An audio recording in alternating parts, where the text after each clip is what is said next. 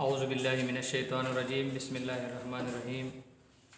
پیارے بچوں، کیسے آپ سب؟ امید ہے آپ سب خیریت سے ہوں گے۔ آج ہم جماعت ششم مضمون اردو حمد کے حصے دوم، جو پہلے ہم نے ششم جماعت کے چند اشعار، حمد کے چند اشعار پڑھے تھے، باقی جو رہ گئے تھے آج ہم اسے پڑھیں گے۔ اس سے پہلے اگر آپ لوگوں نے اس سے پہلے والی ویڈیو نہیں دیکھی ہو تو برائے مہربانی وہ ویڈیو دیکھیں، کیونکہ یہ اس کا دوسرا حصہ ہے، اس کا پارٹ 2 ہے۔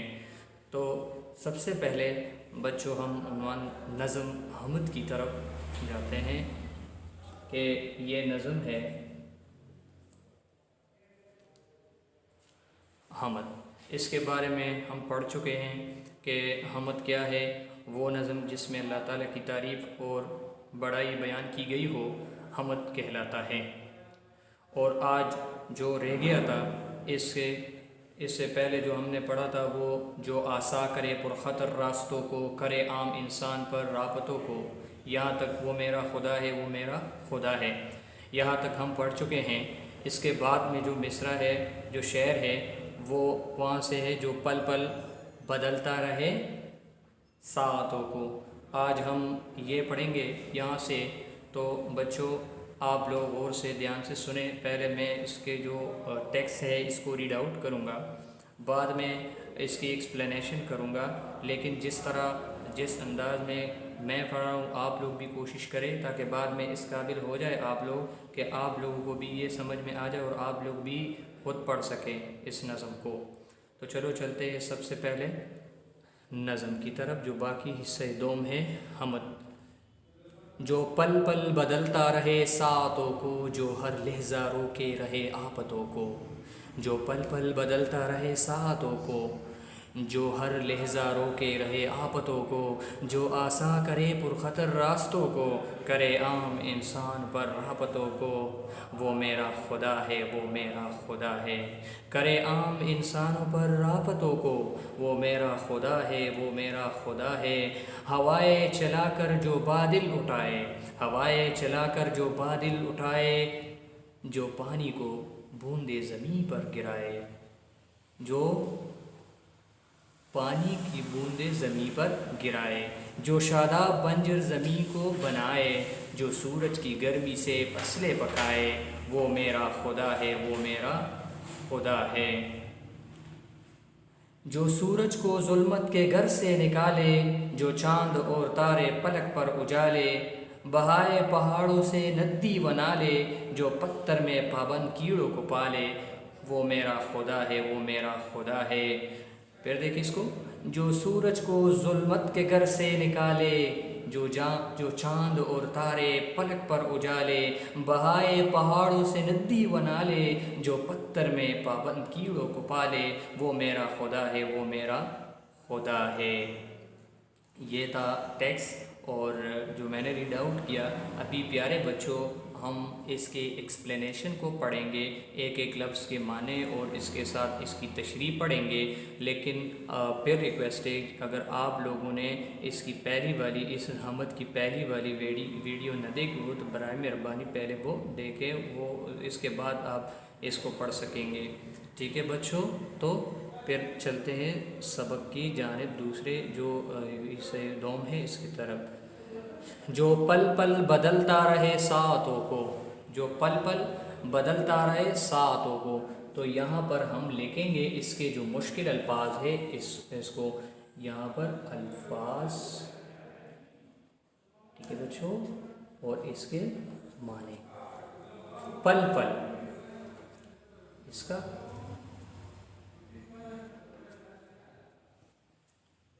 پل پل اس کا مطلب ہے لمحہ لمحہ،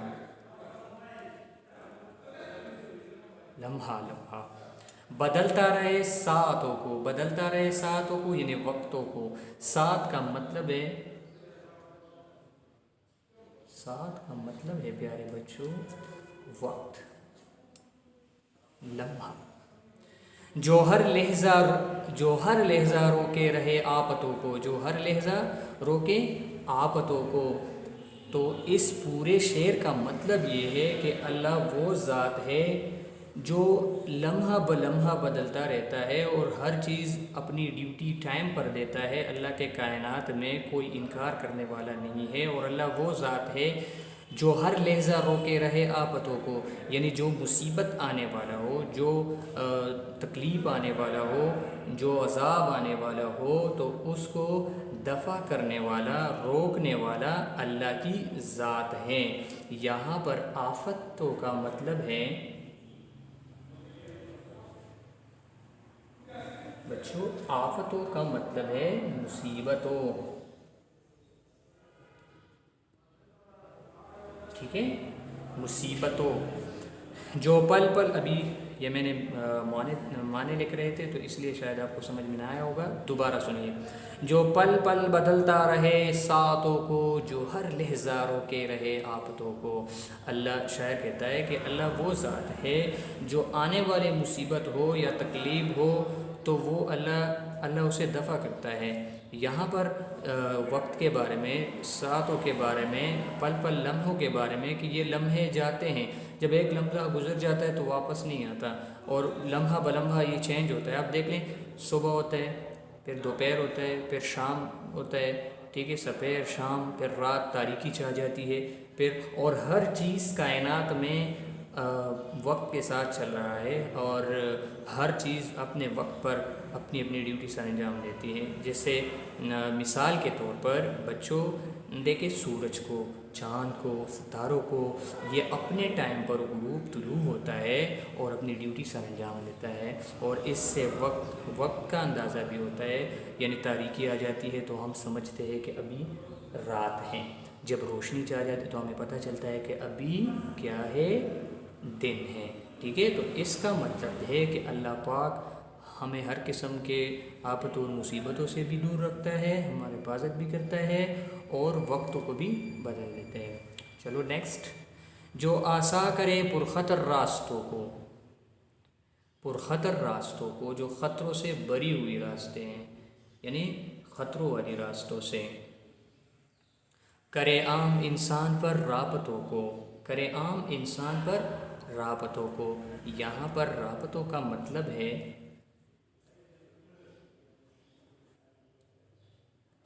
رابطوں کا مطلب ہے مہربانیوں،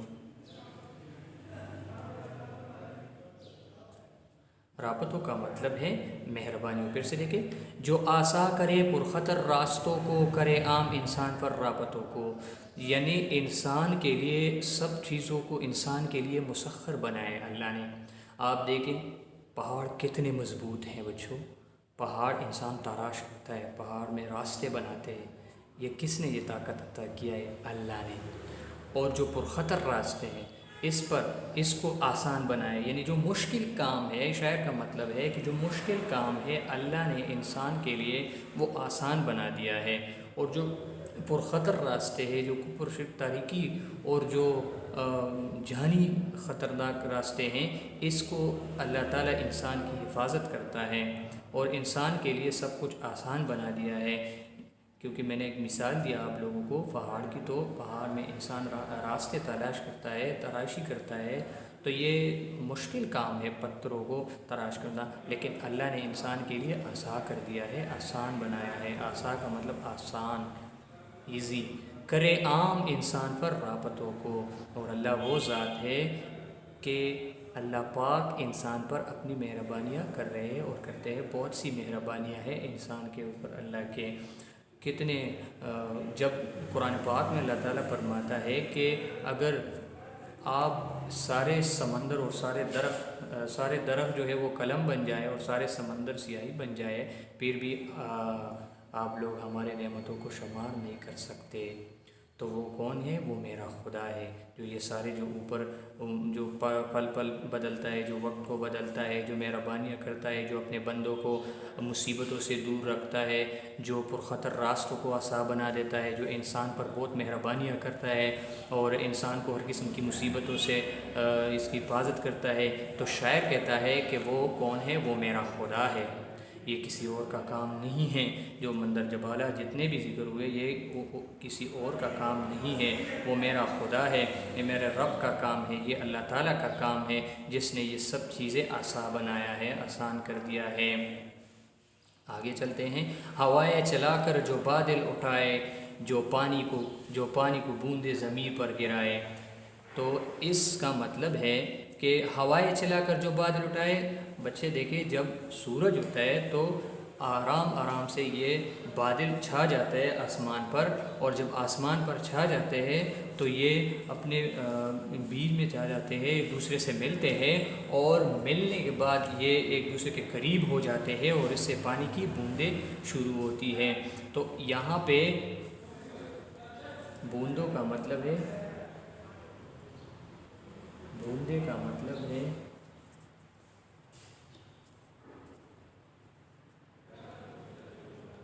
پانی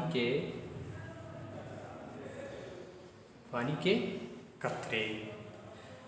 پھر سے دیکھیں، ہوائیں چلا کر جو بادل اٹھائے، یعنی ہواؤں کے ذریعے، یہ جو ہوا ہے، ہوا کے ذریعے یہ بادل آ جاتے ہیں اور آسمان پر چھا جاتے ہیں اور اس سے بارش شروع ہو جاتی ہیں۔ تو یہ منظر شاعر نے پیش کیا ہے اس میں حمد میں، کہ بتا رہا ہے کہ جو پانی کی بوندیں زمین پر گراتے تو یہ اللہ تعالیٰ کس طرح لاتے ہیں؟ یہ ہوا کے ذریعے، ہوا جو ہے نا وہ بادلوں کو لاتا ہے، اور پھر وہ جس سے نا جو بادل ہے اس سے پانی کی بوندیں زمین پر گرتے ہیں، یعنی پانی کے قطرے۔ آگے چلتے ہیں۔ جو شاداب بنجر زمین کو بنائے، ابھی یہ جو بارش ہو رہا ہے تو یہ کیا کرتا ہے؟ یہ اسی کے ساتھ ہے، یہ اسی کے ساتھ ملا کے پڑھو تو پتہ چلے گا۔ جو پانی کی بوندیں زمین پر گرائے، تو اللہ تعالیٰ پانی کی جو بوندیں ہیں، پانی کی بوندیں زمین پر گرائے، جو اللہ تعالیٰ پانی کی قطرے زمین پر گرائے تو اس سے کیا ہوتا ہے؟ اس سے شاداب بنجر زمین کو بنائے، شاداب خوبصورت بنا لیتے ہیں۔ بنجر زمین وہ زمین جس میں کچھ نہ ہو، تو وہ اللہ تعالیٰ بارش کے ذریعے اس کو بنا دیتا ہے، کیا؟ شاداب، یعنی ایسے جو بنجر ہو جس میں فصلیں وغیرہ نہ اگا ہو، تو اللہ تعالیٰ بارش کی مدد سے، بارش سے اللہ تعالیٰ اس کو سرسبز و شاداب بناتے ہیں ان زمین کو، اور اس میں خوبصورت فصلیں ہو جاتے ہیں۔ جو سورج کی گرمی سے فصلیں پکائے، یہاں پر اللہ تعالیٰ کی اور بڑائی اور صفت، جو سورج ہم دیکھتے ہیں، سورج سے ہم بہت سے بے شمار فائدے ہمیں ملتے ہیں، اور ایک فائدہ یہ بھی ہے جو شاعر نے اس نظم میں کہا ہے کہ سورج کی گرمی سے فصلیں پکائے، یعنی اللہ وہ ذات ہے جو سورج کی گرمی سے، یعنی جو سورج کی تپش ہے اس سے کیا کرتے ہیں؟ فصلیں پکاتے ہیں۔ آپ لوگ دیکھیں بچے، جب گندم بڑے ہو جاتے ہیں تو وہ سبز ہوتے ہیں، تو پھر وہ سورج کی مدد سے آہستہ پیلے ہو جاتے ہیں، زرد ہو جاتے ہیں، اور اس کے بعد کاٹنے کے قابل ہو جاتے ہیں۔ جب زرد ہو جائے تو وہ کس مدد سے پکے ہو جاتے ہیں؟ یہ سورج کی مدد سے۔ اللہ تعالیٰ سورج کی روشنی اس پر ڈالتے ہیں، تو سورج کی روشنی سے یہ اللہ تعالیٰ نے اس میں ایک کمال رکھا ہے سورج میں، کہ یہ فصلوں پر اس کی روشنی پڑتی ہے اور اس سے فصلیں پک جاتے ہیں۔ تو یہ کس کا کام ہے؟ وہ میرا خدا ہے۔ شاعر کہتا ہے وہ میرا خدا ہے، وہ میرا خدا ہے۔ یہاں پر شاعر کہتا ہے بچوں کہ جو ہوائیں ہیں، جو بادل ہے، جو پانی کی بوندیں ہیں، جو شاداب بنجر، یعنی جو بنجر زمین کو شاداب بنا دیتا ہے، جو سورج کی گرمی سے فصلیں پکاتے ہیں، جو فصلیں اگاتے ہیں، اور جو ہمارے لیے جب ہم اس کو پھر کھاتے ہیں یہ نعمتیں، یہ کس کے؟ شاعر کہتا ہے یہ کس نے بنائے ہیں؟ وہ میرا خدا ہے، وہ میرا خدا ہے۔ یہ کس کے بس کا کام ہے؟ یہاں پر مطلب ہے یہ کس کے بس کا کام ہے؟ یہ اللہ تعالیٰ کے بس کا کام ہے۔ یہ جو اس نے ذکر کیا، یہ سب اللہ تعالیٰ کے بس کا کام ہے، یہ تو خدا کرتا ہے۔ شاعر کہتا ہے کہ یہ جو سارے کام ہیں جو جب اعلیٰ ذکر ہوئے تو یہ اللہ کی کام ہے، یہ اللہ کر سکتا ہے، اور کے بس میں یہ نہیں ہے۔ آگے چلتے ہیں۔ جو سورج کو ظلمت کے گھر سے نکالے، جو سورج کو ظلمت کے گھر سے نکالے، جو چاند اور تارے پلک پر اجالے۔ ظلمت کا مطلب یہاں اندھیرا ہے، جو سورج کو ظلمت کے گھر سے، ظلمت کا مطلب ہے بچوں، ظلمت کا مطلب ہے